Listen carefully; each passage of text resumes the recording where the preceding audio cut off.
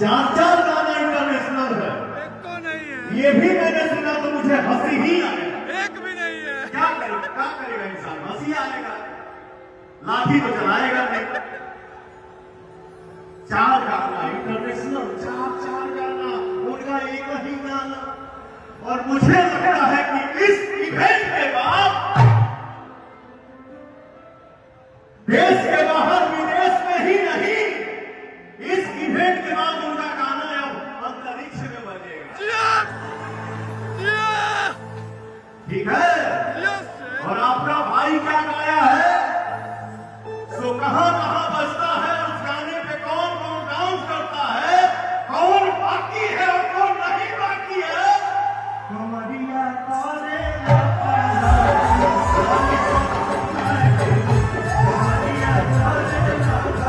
उनका चार चार गाना इंटरनेशनल है, एक तो नहीं है, ये भी मैंने सुना तो मुझे हंसी ही आए।